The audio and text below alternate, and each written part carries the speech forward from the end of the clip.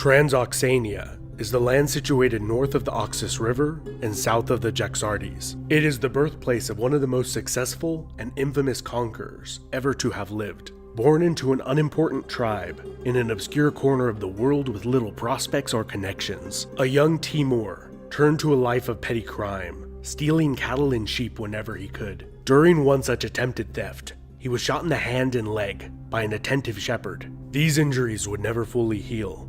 He would carry them for the rest of his life, giving him the nickname Temur the Lame, or Tamerlane as he is known in the West. The Mongol successors of Genghis Khan had dominated much of Eurasia in the century preceding his rise to power. With the exception of the Golden Horde, these great Mongol powers became increasingly dominated by their own subjects. In the 1330s, the Ilkhanate, with its heavily urbanized population, was severely ravaged by the Black Death, with the Il Khan and his sons being killed by the plague, which led to the rapid disintegration of the Ilkhanate into various small petty states. In the Chagatai Khanate, power passed to localized chieftains of largely Turkic or mixed Turco-Mongol descent, with the Chagatai Khan taking on an increasingly diminished role. As order increasingly gave way to chaos, plague, and anarchy, Temur began his ascent to power. With only 7 followers and 4 horses at his command, he successfully played off the tribal chiefs of Transoxania against each other for his own benefit,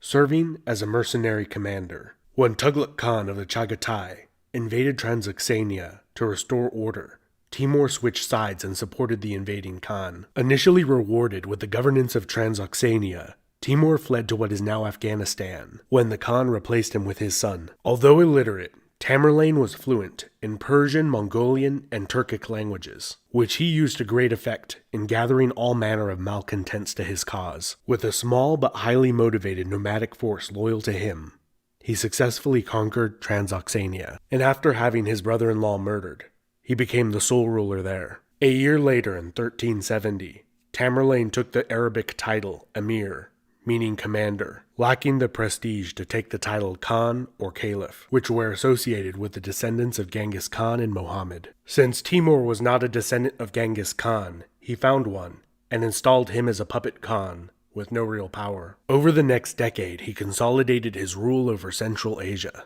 After accomplishing this, he then turned south, taking Khwarezm in Afghanistan in the late 1370s. He then moved west, easily sweeping aside the myriad of tiny emirates that had been squabbling over the ruins of the Ilkhanate. Throughout the 1380s, all resistance was brutally crushed.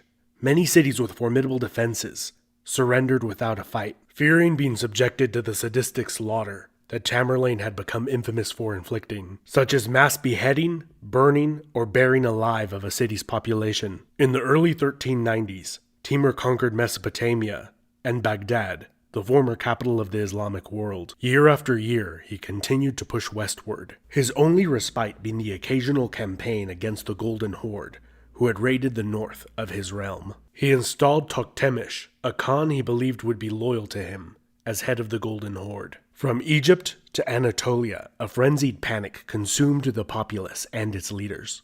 As Tamerlane ravaged what is now Syria, Toktemish betrayed him and the Golden Horde invaded yet again. This time, Tamerlane moved north with overwhelming force. His army of 100,000 indiscriminately destroyed towns, villages, and cities. Toktemish was deposed by his own people after Tamerlane won a string of decisive victories during his 2-year campaign. Tamerlane had no desire to rule over the arid northwestern steppe lands, but only to secure his northern border, which he did. The devastated Golden Horde would never recover, and would diminish and fragment soon after. Temur then began to receive reports of internal instability in what was arguably the wealthiest empire on the planet at the time, the Delhi Sultanate. Taking advantage of this, he then carried out one of the greatest feats of pure destruction and accumulation of plunder in world history. In 1398, he crossed the Indus River and attacked the Delhi Sultanate without warning. Confronted with the Sultan's formidable force of elephants clad in chainmail with poison-tipped tusks, Tamerlane countered with charging camels carrying piles of wood and burning hay on their backs. The flaming, screaming camels caused the elephants to panic and disperse in all directions. Tamerlane slaughtered many hundreds of thousands of soldiers and civilians during the campaign, killing 100,000 prisoners in a single instance. In less than 3 months,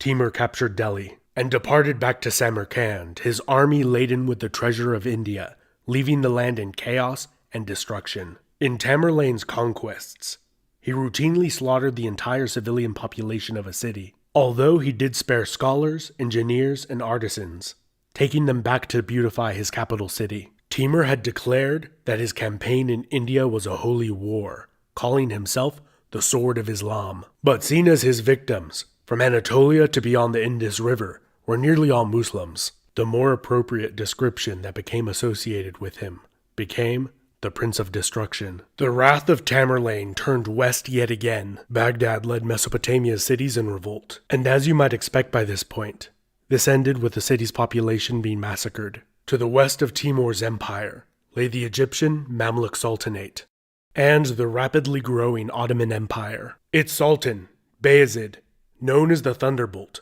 had been besieging the surrounded city of Constantinople for 8 years. Bayezid also spent years exchanging letters with Timur, typically insulting each other's manliness. This likely contributed to Timur launching a full-scale invasion into Anatolia instead of Egypt, whom he was also at war with. And ultimately, the Battle of Ankara, where two massive armies clashed, with heavy casualties on either side, and ended with the defeat and capture of Bayezid, who died while in captivity. Timur's ambitions only increased with his age. The next target on his hit list was Ming China, who had driven out their Mongol overlords. Likely in his 70s, he set out on campaign to outdo Genghis Khan, connecting Anatolia to China. He planned for the remnants of the Chagatai Khanate and Mongols of the Eastern Steppe to join him in this campaign. That would be the crowning achievement of his life. It would not come to pass, as he fell victim to the common cold before crossing the Chinese border. The splendor and the horror of his life had come to an end. He was the last great nomadic conqueror before the age of gunpowder. During Timur's life, he directly caused the deaths of an estimated 7 to 20 million people, or 5% of the world's population at the time. Following Timur's death in 1405,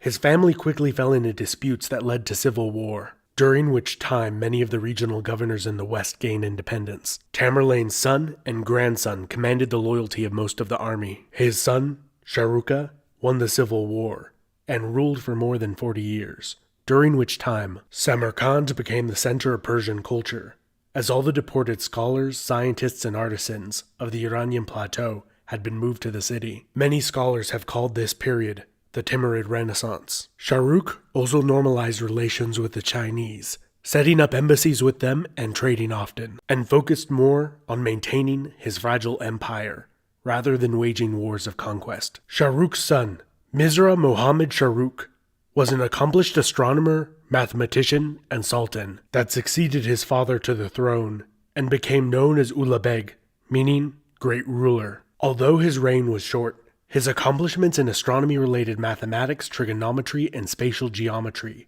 have gained him a lasting reputation. His life spent away from politics, focused on science, came at a cost. After putting down one rebellion, civil war erupted again. His son raised an army to depose him, and was victorious. Ulugh Beg decided to surrender rather than continue the war.